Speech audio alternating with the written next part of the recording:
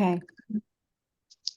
Thank you. So I'd like you to drop into the chat box some of your knee-jerk reactions when you get a message like this from a student. What happens? You can talk about feelings, thoughts, what happens in your body. Let's share just a little bit about your experiences. And maybe it wasn't a student that you received an email like this from. Maybe it was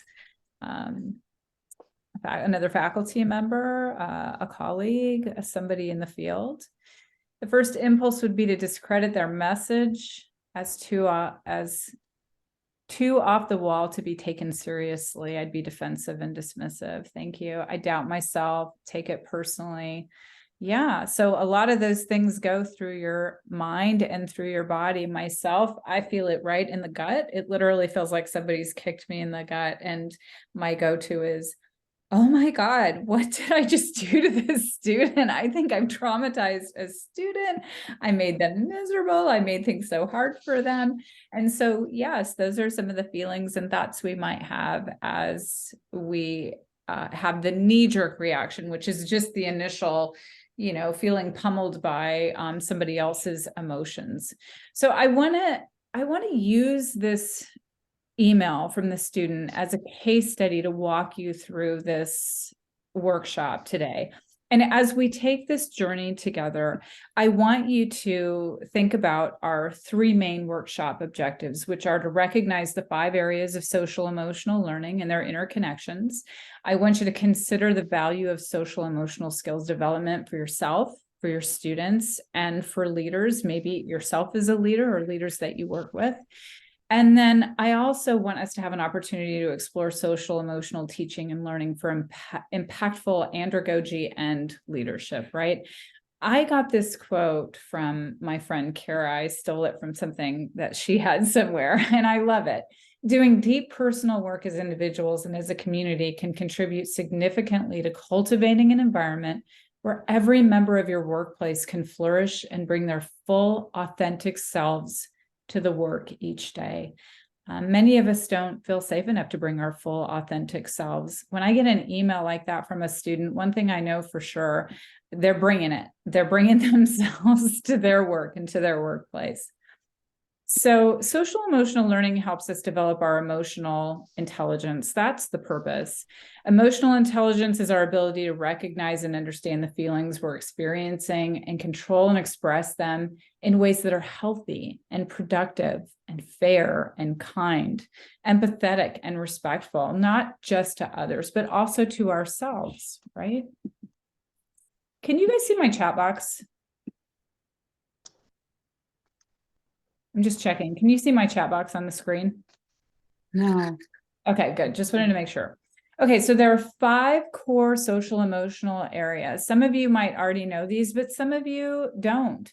So if you don't know what those 5 are, what would you guess they would be? Based on your experience with what you think emotional intelligence looks like, what social emotional skills look like, what would you guess those 5 areas would be? And I want you to write those in the chat box. If you know, you don't have to add them, but if you're guessing, just write some things in. Molly says self-awareness. Yes. Regulation. From Teresa. Yes. Right on track. What else? Empathy. An aspect of one of those components. Yes, for Indigo. Thank you. Anything else? Yes, you're completely on track. So the Collaborative for Academic, Social, and Emotional Learning, we call them CASEL, that's their acronym.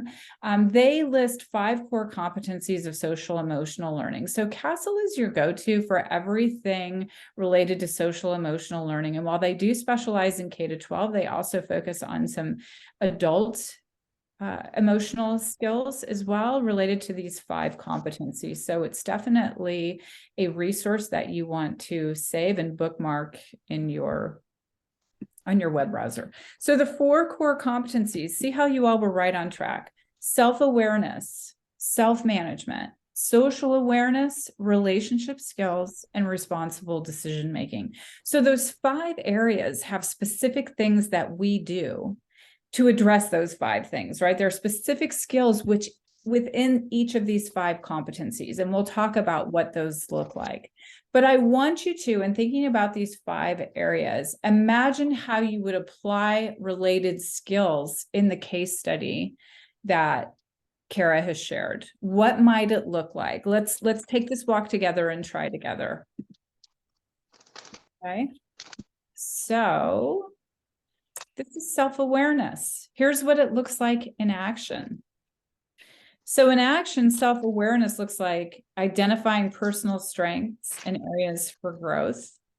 It means identifying what is triggering our emotions and what triggers us, labeling and recognizing our own feelings in the moment, practicing self-compassion for ourselves and others, analyzing our emotions and how they're affecting us and ourselves, understanding the relationship between our emotions and our behaviors, what that might look like, and also understanding our needs, our values, our judgments, our judgments and our biases in that moment. So when you think about that case study, if the first experience is, okay, I need to be self-aware, what would it look like?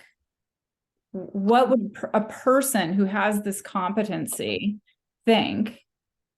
How might they not react, but respond when they get that email?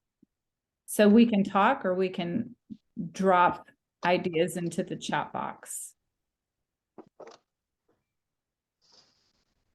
And feel free to just chime in. What might it look like for somebody who's self-aware when they get a message like this? And can we just say, everyone has a knee-jerk reaction, and that's ego, right? The ego is just right out there up front. And that knee-jerk reaction looks like that kick in the gut, the things that we talked about, the blaming yourself, angry with them, wanting to be defensive. That's the knee-jerk reaction.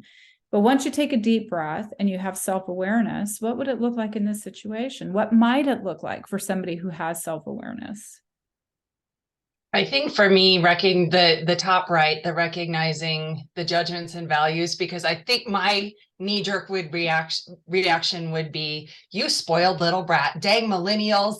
You know, it would automatically lump them into this group, this entitled, how dare you speak to me that way, so disrespectful. That would be, so automatically I would be on the defensive and then go back with an attack. Like, if I was not self-aware, and I have to say, I have written emails where I'm so mad, and then I go back and I erase everything and then rewrite it to just, because this is what I really want to say, but I can't say that. But just being aware of those biases. With online students, we have no idea how old they are, what their backgrounds are. We know nothing about them. So just acknowledging, my biases and judgments up front, I think will help me better shape a more diplomatic response. Excellent. That was a great sort of think aloud of the process you might engage in. And I really appreciate, Teresa, that you talked about how your first response would be knee-jerk, and you have all these things you'd want to say, like, how dare you? And because, I mean, really, it's so disrespectful, right? I mean, that's the first, oh my gosh, I can't believe you just spoke with me that way. And I want to encourage all of you, when you get an email like that, do spend some time writing. That is a process for self-awareness, right? Because once we get it out on paper and we've taken some time, don't send it, get it out on paper, spend some time with it. And that's a great point for self-awareness, right? Then we can start thinking about, what are my biases here? What's my trigger? What's triggering me? Where's my ego getting involved, right? Okay. And so if we're self-aware in that moment, we're likely going to say to ourselves, if we're self-aware, okay, I'm feeling disrespected. That's probably more about me than them. This has nothing to do with me. I wonder what's going on in their life, as Tina said. I wonder what their story is. Maybe something's happening with them. I don't need to get myself upset. I don't need to take this personally. This is not personally.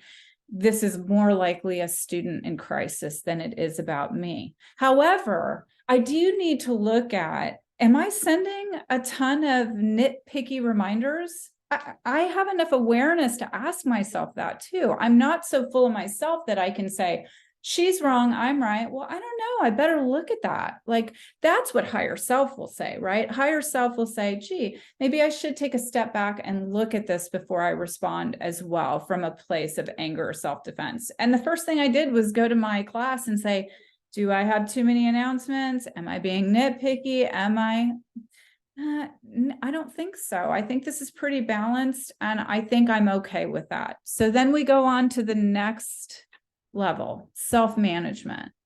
I started delving into that with the next strategy I talked about that I would use. What would you do in this case for self-management? You're feeling angry, you're feeling upset, you're feeling disrespected, you're feeling like this student was rude, that they were out of line. How do you manage your feelings and your emotions? How do you sustain healthy boundaries? How do you apply strategies to reduce personal and intrapersonal stress? If your immediate go-to is to say, oh my gosh, I am taking full responsibility for this. I have ruined somebody else's day. I am making it hard for them. This is all my fault. Because some people go to that place too. They don't get defensive. They go to self-blame. What's your self-talk? How do you manage that if that's what's happening within yourself? Using feedback constructively for you, right? To manage your own feelings and emotions, demonstrating perseverance. That means, oh my gosh, this is the second email I've gotten from an upset student this week. I feel like throwing in the towel, but I'm not going to do that. This is part of my work. I'm here to support. Setting and monitoring short and long-term goals, advocating for yourself and your needs. Okay, so there's a space of advocating for self. There's a space for regulating your own emotions. What would that look like for you when you get an email like this from a student? Please share your ideas. What are things you do, or what are things you would consider doing? I was going to just say what Holly said about talking it with a colleague or a family member, but for me, probably a colleague that has maybe more experience, or just somebody to kind of bounce ideas off to see if this is like how to best respond, because that person might have gone through it similarly. And I know I've reached out to you, Sean, I think, and Kara, about how would you approach this?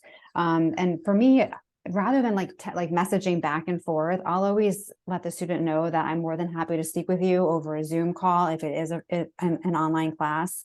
I feel like I get a lot more accomplished that way than sending messages back and forth and never get anywhere. So one of the things I'm hearing you say, Chrissy, is that you know what your needs are. Mm-hmm. You know that it's going to be better for you to have a conversation with this student, and that's one way to manage your own feelings and emotions around this situation. That's excellent. Does somebody else have something else that they want to share that they do? I will. Yeah.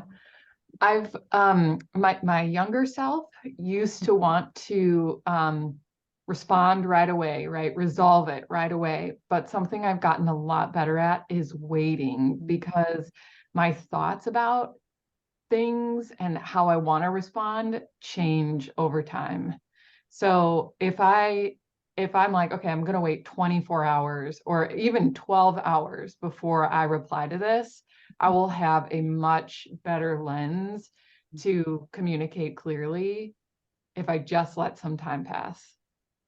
Great recommendation. Thank you so much. And, sometimes it's really uncomfortable, that wait time. Sometimes that feels squirmy, especially if you know your own psychology. We all have childhood traumas. We all do. We all have our own psychology. And while we might think that is limited to our relationships in the home with our family, those things come to work with us too, right?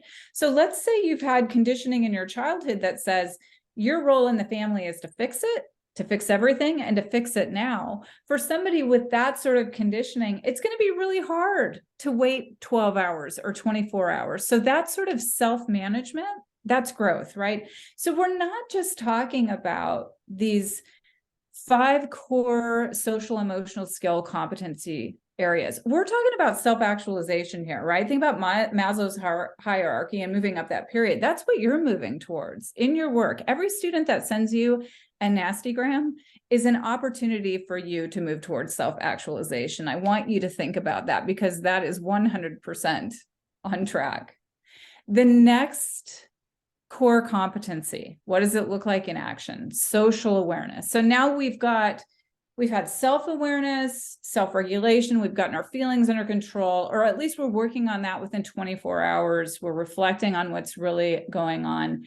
And we're going to do so through social awareness, right? Recognizing individual and group strengths and differences. Looking at the student's strengths. This is somebody who's willing to advocate for herself. She's able to express how she feels. And maybe it wasn't appropriate, but she did it, right? Practicing empathy, including perspective taking. What does that look like for you when you're in a situation like this? Understanding and demonstrating respect for others, which again, if we don't have the self-management and self-regulation part in check and under control, it's going to be really hard for us to demonstrate respect for others because we want to go to that knee-jerk reaction, right? Of sending a quick response instead of a thoughtful, what's happening with this other person, and taking time to take perspective. Predicting and understanding others' feelings and reactions. This is a skill. This takes time and practice, right? This is, again, people that are self-actualized do this really well. Recognizing and using family, school, and community resources, awareness of inequities and privileges that affect individuals and groups. Now I'm going to give it back to you. Social awareness. You've gotten the nastygram, you've worked through self-awareness, self-regulation, and now you're thinking about the other person. How are you going to use these skills? What's that look like for you? How are you already using them? And are there some that after reading this list, you're saying, I could do this better, I could do that better, I could add this or that skill? What are your ideas? I really like what Tina said just now in the chat, just sort of that validation. Oh my gosh, I'm so sorry. That has to be so stressful that your kid is having another eye surgery. And just, knowing that that's where this email came from, that level of stress. I have a child with special needs. It's stressful. And I'm sure any parent, special needs or not, when your child's hurting, that gut, just that mama bear instinct kicks in and you're just ready to fight. So I feel really bad for the student, actually. I don't, she shouldn't have sent that, but man, just recognizing you're under a lot of pressure right now. Exactly. You're under a lot of pressure to send an email like that, right? I mean, something major is going on. And fortunately, she disclosed that and it was pretty easy to read. So what I heard from you, Teresa, and from you, Tina, I heard empathy. Empathy. That's the place you went to. I need to get into this other person's shoes. I need to see it from their perspective. I need to figure out what's going on with them, what they might be experiencing. That has nothing to do with you. That has nothing to do with your feelings of defensiveness. How dare you speak to me that way? All of that gets pushed aside when we come from a place of empathy and compassion, right? Does anybody want to add to this? I will say I usually just respond and say I know that you have a lot going on, and I'll even reference some stuff related to the course, or if there was some, I can see how this communication may have been a little confusing. Like I'll validate a little bit of it, but then probably, which is the next step, I'll also remind them that there is professional communication. Our department, our program has a policy. So we'll kind of slip that in the end after we've had the dialogue. Mm-hmm.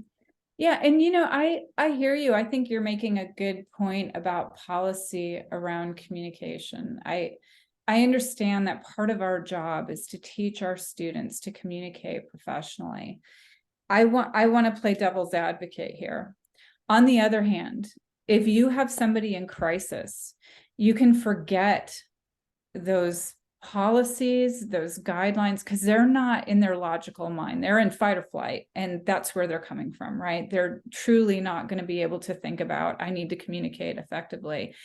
I thought when I read this, not immediately, but after I set it down, like Molly was suggesting, and I came back to it, I thought, she wrote this in the parking lot. She was like on her cell phone, just, really upset and really angry. And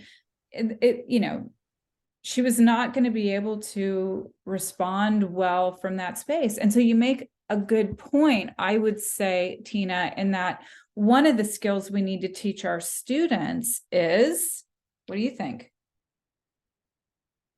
When you're angry, when you're upset, go ahead, write it down. But just like Teresa, don't freaking send that thing, right? Like, sit on it for a while. It's okay. I mean, just as much as we need to practice these skills, these are great skills to teach. So I so agree with you in that. This was a wonderful opportunity for coaching and support along the way. Not the right time, because in this moment, like you're nodding yes, in this moment, she needed something else, which the validation is around, you're upset, you're stressed, your daughter is having her 6th eye surgery, right? Something along those lines.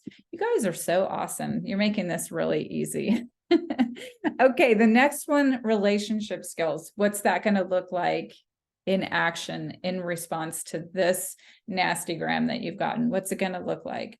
We're talking about communicating effectively, approaching the relationship with positive presuppositions. I'm assuming the best of you and about you and where you're coming from. Developing positive relationships, seeking and offering support. What does that look like in action? What would you say?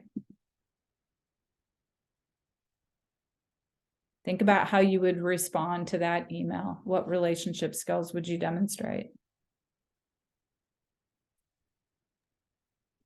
I mean, we certainly offer an opportunity to talk more openly. Let's meet, let's talk on the phone, however we want to do that, to offer that. And then also share with them that at ASU, we have a success coaching team that can help them navigate any additional emotional, economical, social status concerns that are going on. Great, great. So sharing those resources in your positive communication, a supportive message, I'm here to help you. Love that. Excellent. Does somebody have something else they'd like to add? I think I might try in this resolving conflict constructively realm, this idea about finding the shared purpose so that it's not like we're working against each other, but this idea that like what I'm trying to do is give reminders and supports and be explicit in my communication so that you can be successful, and what you want is to be successful too. So you want the same thing, so then you can collaborate together to get that shared ends rather than it being like a me versus you type thing.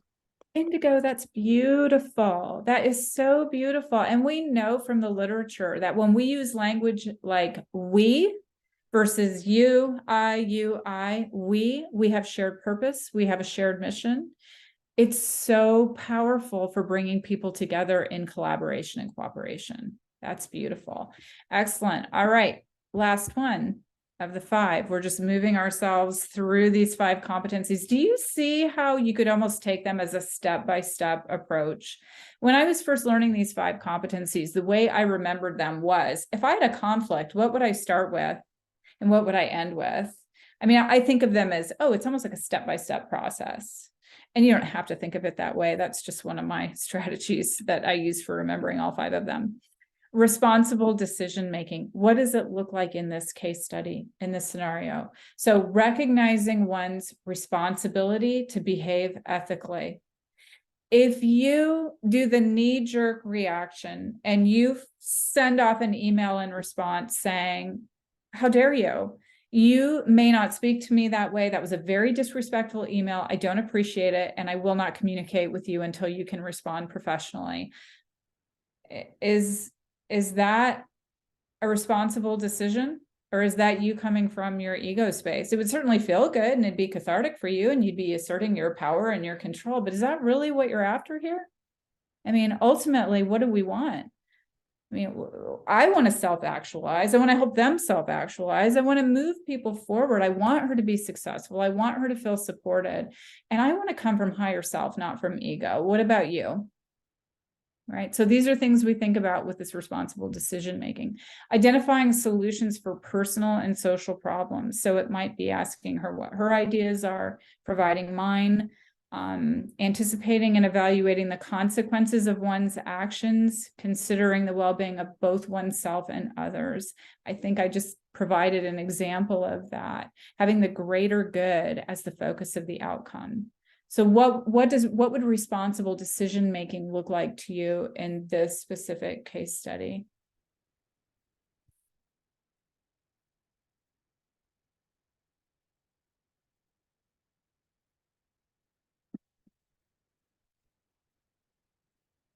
Go ahead, Molly. Yeah, sorry, I'm using my breast pump right now, so you might be able to hear it in the background. I apologize if you hear the anyway. Hear it, but good for you. So, you know, one of the things that you were mentioning, Sean, about like, I'm not going to communicate until you can communicate professionally. That sounds kind of like tone policing, you know. One of the things that I have really been working on as a parent is to hear the message regardless of how it's delivered. Yes. And I know that that's when you're in a position of power, that's your responsibility to you know, hear the message regardless of how it's delivered. So that's what came to mind. Thank you for sharing that. And that is hard to do when your ego is in front of you, right? So that if we take ourselves back to self-awareness and self-regulation, that helps us to make this responsible decision to, I'm going to hear you no matter what the tone is. My job is to hear the message, because then I can help you. I'm secure enough in myself to not take this personally and to help you, because clearly you're in need of help. And, you know, I'm glad you gave the comparison of listening to your children, because the truth is adults sometimes behave like kids. Have you ever seen an adult have a tantrum? Yeah, it's not an uncommon thing, right? I think some of the best strategies I use with adult behavior management comes from everything that I learned about behavior management for kids and classrooms and parenting, because we all have an inner child. We all do. And I don't mean that in a way that's belittling. I sometimes behave in a way that's childish if I'm not paying attention to these 5 areas and being self-aware and self-regulating. It happens to the best of us. So ultimately, responsible decision-making might look like responding to that email in a way that incorporates all those core social emotional skills. So I'm going to ask Kara to read my response to the student. I do have it in the PowerPoint. It's written kind of small. Do you want to see it while she's reading it? Some people like to see things while they're hearing it, and some people just want to listen. So if you want to see it too, would you give me a thumbs up just so I can thumbs up, thumbs up, thumbs up. Okay. All right. That does it. Okay. Okay. I appreciate you reaching out, Amanda. Being vulnerable takes courage. Thank you for all you've shared and for leaning in. First and foremost, I am so sorry to hear this news about your daughter's eye surgery. As a mother, I can imagine the fear, emotional pain, and stress this is causing. Of course, you are feeling emotional after receiving this news. I hope you have made space for yourself to feel your feelings and sort through them in a productive way. It is no doubt an overwhelming situation and experience, and I know from what you've shared, you've been through this many times before. I'm so sorry. Our children are our hearts, and when they hurt and suffer, we hurt and suffer with them. I hear you. I see you. I'd like to take a moment to reflect back what you shared in your message. I am driving your anxiety through the roof by sending emails with course policy reminders. I am nitpicky. I am driving your anxiety through the roof because I'm nitpicking. I have course expectations that are driving you crazy. I'm sending reminders that are over the top and they're driving you crazy. You are perceiving some major pressure from me as a professor to complete everything perfectly. You are really upset. You feel pressured by me. You are not sure if you can take this. Your GPA is critically important to you. You're a hard worker, as evidenced by your GPA and coursework. I believe I'm clear on what you're feeling. However, I'm not clear on the intention of your email. Your last sentence says, please either let's set up a time to meet or something, because I'm not sure if I can take this. Do you have a specific request? What is it you need from me? If you would like a meeting, we can schedule one. You must send an agenda in advance of the meeting. Regarding your yellow dig assignment, to earn all points, he must meet the assignment criteria as outlined in the yellow dig discussion rubric. Sometimes students neglect to meet all the criteria on assignments, even when they work hard. This course has numerous compassionate teaching and learning options that you can use at any time. For example, you have late and resubmission tokens for any assignment you'd like to earn a higher score on, as well as extra credit to earn extra points. You may use these 2 tokens at any time without explanation. You are welcome to do so for your yellow dig body definitions assignment. It sounds like you may benefit from extended due date options as you manage your daughter's healthcare needs. If this is the case, let me know and I can help. In the meantime, here are some resources that may be a source of support. The breathing exercise is one of my favorites, and I have found it can be very helpful in calming the nervous system in times of overwhelm. My very best, Dr. H. Okay, so if you reflect on that message, first of all, you probably saw a very clear format. Did you see a format and how I responded? What was the first thing I did?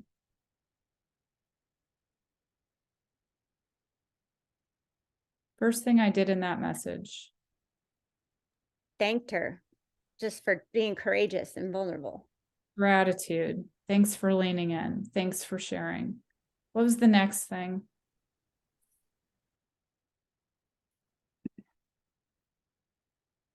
Then it's the empathy.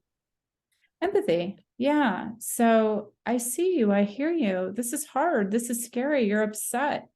Empathy, empathy, empathy. When I taught elementary school, I would have students who would walk up to me and say, Ms. Hernster, I have to go to the nurse. I don't feel good. I just don't feel good. And I would say, oh, you don't feel good. What doesn't feel good? Tell me, I want to hear. And they would tell me about all their hurts, from the paper cut to I hit my knee on the playground, didn't matter what it was. And I would just listen and say, I am so sorry. I know that feels terrible. And they would say, okay. And I'd say, do you want to go see the nurse now? No, I'm okay. And they go back and sit down. Sometimes all people want is to be heard. If they're heard and they're seen and they know somebody understands, that is so healing, right? And that's always a primary go-to with social emotional skills. What came next after the empathy? Did you see what I did here with the language? Facts.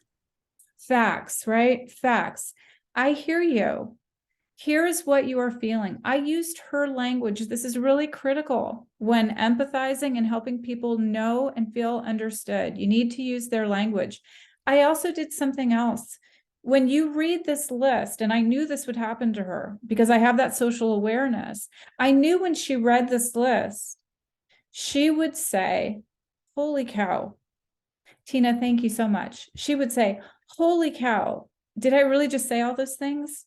I mean, it's sort of, it's a mirror, right? So it's kind of like a mirror, and it also lets her know that I've heard and seen what she's sharing. And sometimes when you look in the mirror, it's kind of stunning. That's happened to me the older I get. I look in the mirror and I'm stunned by what I'm seeing. And for sure, this student had a moment when she got this email where she went, oh my gosh, did I actually say all that to my professor? And that's okay. It doesn't take away from the empathy that I gave to her. And then finally, what happened at the end? What did I give to her? Carrie, you're doing a great job of narrating this. Just a clear directive of what she's asking for. Just like what's the call to action, basically. Yeah. So here are your feelings. This is what's going on with that. And here's some support for that. Here's some things that might help you, because I know she's not in her logical mind, right? She's in fight or flight. She's not thinking logically. So let me bring her back to that. Let me circle it back to, here are the class policies. You've got tokens you can use at any time. I have compassionate teaching policies. And for goodness sakes, if you've got something going on medically with your child, of course I'm going to give you extensions. Just let me know. We'll work together on this, right? I'm here for you. And then finally, last thing, I don't know if you can see these two, they're kind of small, that breathing exercise. I love to share that with students, but there are counseling services as well. Slip that one in too, because it's clear that she needed somebody to talk to, right? So in reflection, where did you see those 5 areas, those 5 competencies in action?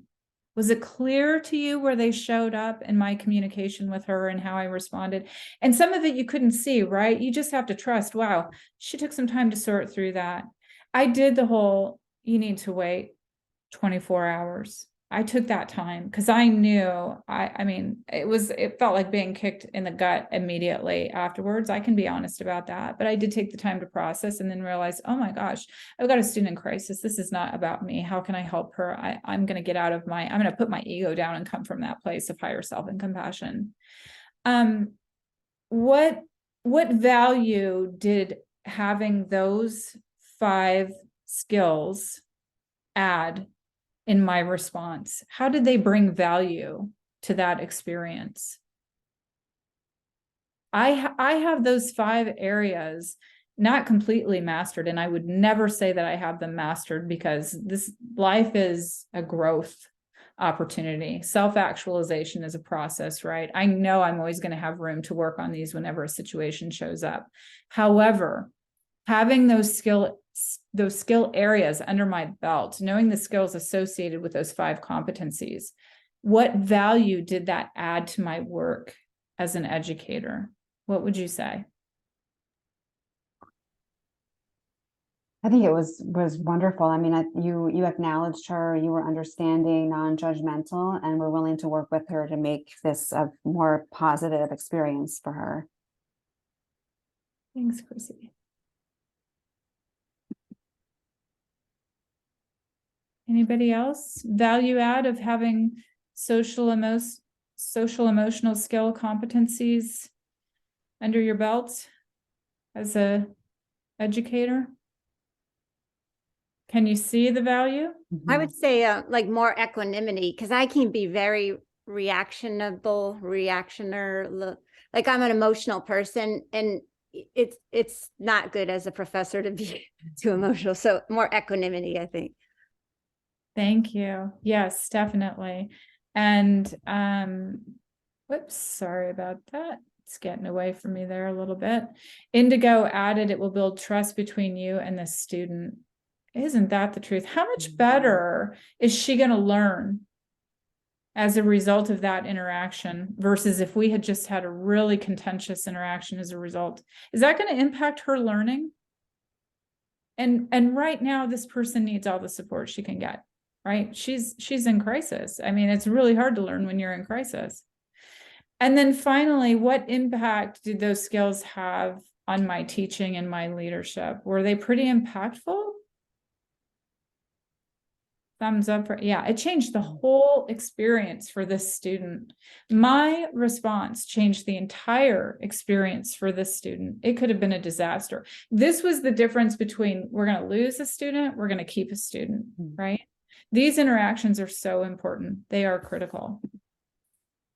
So, do you think, based on this case study and the discussion that we had today, do you think growing your skill areas, your skill set in these 5 competencies, do you think that's a worthwhile venture for you? Is it something you would want to put more time and energy into? It definitely is. I will tell you, I, of course, didn't do it as exhaustive as you, but this last semester, I was, of course, an online student, and I did actually do some of this, and the response was almost as if she's never had anyone or any professor do that. Do you know what I mean? Like she took it all in, thanked me, and then went about her business. So it's sometimes shocking for students, right? And when they can go back to going about their business because you've heard them and seen them and supported them, that's a really good thing. So congratulations on your work with that student. Thank you for sharing that. It's excellent. Anybody else? Okay, so here are some other benefits just to, walk away with. Teaching that incorporates SEL is positively correlated with increased academic achievement, healthier emotional interactions and strategies and success. By the way, one of the things we know from the literature is that K-12 SEL preparation does not align with in-demand workforce skills. And so I know you see that with your students when they show up to team projects and don't have the skills to communicate, collaborate, resolve conflict, or just the stick with it sort of skills. So this is something really important that we need to work on with them. Organizations that actively engage employees in SEL development create communities of workers who are more likely to trust, empathize, collaborate productively, engage in inclusive leadership, which is more effective, resolve conflict fairly, and create emotionally healthy working environments. Another important one. And then finally, managing emotions in a healthy and productive way helps decrease stress. Utilizing social emotional skills helps us connect and create positive, supportive relationships with others, which improves our life quality and theirs. Students need social emotional skills for professional and academic success. Understanding emotions increases resiliency and can impact our energy on a daily basis. And self-awareness allows us to examine our own biases that may affect our teaching and work with others. And this is more critical than ever right now. So how do I teach social emotional skills? What approaches can I take? That's for another workshop because we don't have time. We're running out of time. But how do I further my own social emotional skills? I do have some resources to share, and these are actually SELI resources, and SELI will likely post these on the TAN website, but ASU does have Career Catalyst faculty development on emotional intelligence and leadership. So you could sign up for one of their programs. There's a certification program, the Teacher in Social Emotional Learning Specialization Certificate, and then CASEL is your go-to for everything. So when you have time to read and really delve a little deeper into these ideas, I encourage you to check out CASEL to start with. But wait, one more thing. Then I have a post-workshop survey if you're willing to complete it, just to give me some feedback. So if you scan the QR code, it'll take you to a survey and take you about 5 minutes to complete that survey. And I sure would appreciate it because my goal is to be a better presenter and make sure that when I am delivering professional development, that it's worthwhile, and helping everyone to grow and really include strategies you can walk away with that can be implemented and will be helpful. Does everybody have the QR code? Molly, you may not be in a place where you can grab a phone, and I can share it with you later if you'd like. Okay, thank you. I can actually drop the QR code into our agenda so you can go back to it at another time. Questions, feedback, discussions? This is your time. Thank you. Yeah, thank you. That was great. Just a nice, case study and just new ways on how to approach challenging situations. Thank you. Thanks, Chrissy. I'm trying to grow in this every day. I feel like being at ASU has allowed me to work on these skills more than I think I could have ever imagined. And because of that, I'm a better parent. I'm a better wife. I'm a better everything. So, I mean, it's just, I think that we all have the opportunity to work on these things here at ASU, which I have found the most valuable part of being on the faculty here. Thank you for sharing that, Molly. I agree. And I always think to myself, boy, my soul must need a lot of work when sometimes I get these challenges like, boy, I must really need to grow in this area, because they do grow you, and it's hard work, but you know, that's really what it's all about. I think the most important thing we do is lead by example. Yeah, I agree. absolutely. I was gonna say that with you, Sean, like just your voice and your Mm. demeanor and your energy. I feel like you're Mama Bear in so many ways. Like I just feel better the way, I don't know, the way you just like share, like the way you respond to us. And like, I feel like you're SEL in action altogether. So I just wanted to tell you that. Yeah. It's a really nice compliment. Thank you, Tara. I really appreciate that. Thank you. It means a lot. Very calming. I feel calm now. Good. Relaxed. This was Thank you. fun. That was This great. Thank you so much, Sean. Thank you. Have a great weekend, everybody. Yes. Happy weekend. Bye. Bye. Bye.